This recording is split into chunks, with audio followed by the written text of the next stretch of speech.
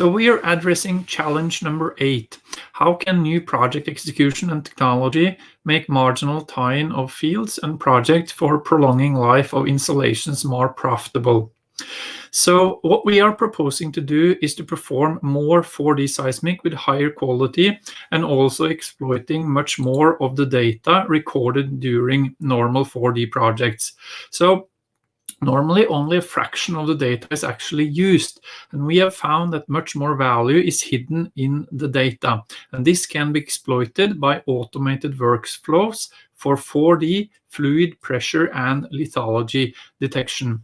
What you're seeing here are 3 images showing 4D from the Edvard Grieg. One is the 2016 to 18 difference here, and this one is the 2018 to 2020, and this is the accumulate difference. And basically the red blobs here indicate the water flowing from the injectors out in the northwest towards the producers on the eastern side of the field. The last 2 years you see these nice half moon shapes as the water is continuing to flow towards the producers of the field. In terms of how we interpret this challenge is that we want to extract more valuable information from the same or less data, and we want to reduce the turnaround time. We see time as money, and we would like to increase the recovery factor of the field substantially to prolong its life, and we want to find more hydrocarbons in the field and in the surrounding of the field with higher accuracy and less uncertainty. So in 2020, in April and May, we performed a 4D OBC campaign on the field. It was split in 2 patches. Patch B was acquired first, where we finished acquisition of the data May the 3rd, and we delivered 4D results for the eastern part of the field only 8 days after the tapes was handed into the processing center. Patch A continued, and we finished that on the May 21st, and we delivered 4D results for the whole field for all the 3 vintages, 16, 18, and 20, only 7 days after the last shot was fired on the vessel. And this we consider to be a new world record in fast turnaround for 4D processing. So how do we achieve that type of fast turnaround? So we split it into 3 parts here. What's happening during the acquisition, what we are doing during the processing, and what we are delivering in terms of 4D attributes to the rest of our team.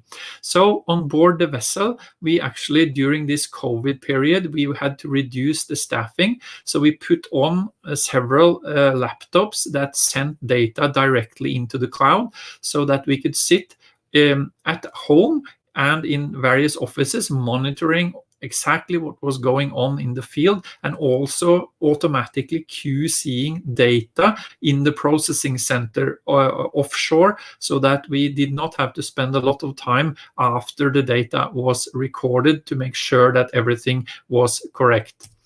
The other thing we did on the processing side was that we applied new technology, up-down deconvolution, that allows you to do a lot of steps like p-set summation, deghosting, designature, wave field separation, and denoising in a single step in the processing.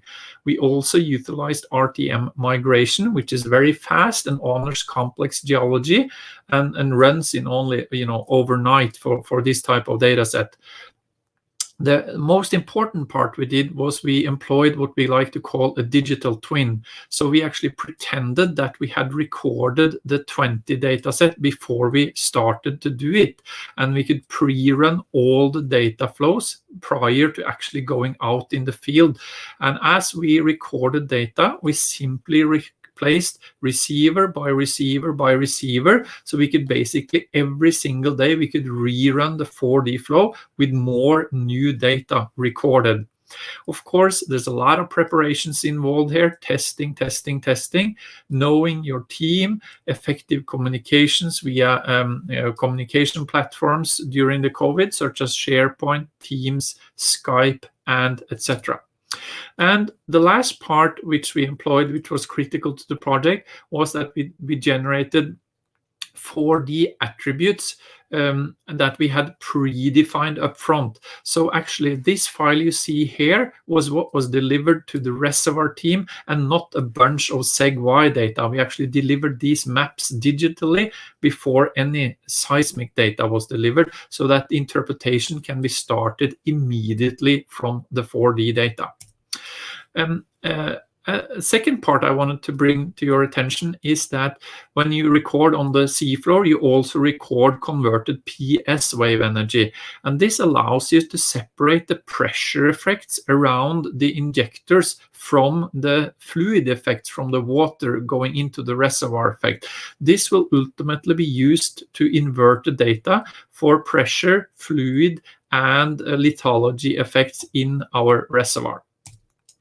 So there are three simple business cases for 4D here. If we assume that we can increase the recovery factor by 10 to 15%, for Edvard Grieg, that means another 50 million barrels of oil, multiply that by 50, and we have actually gained 2.5 or $2,500 million. And if we do 15 surveys over 30 years of the field life, so every second year, that will only cost us $225 million.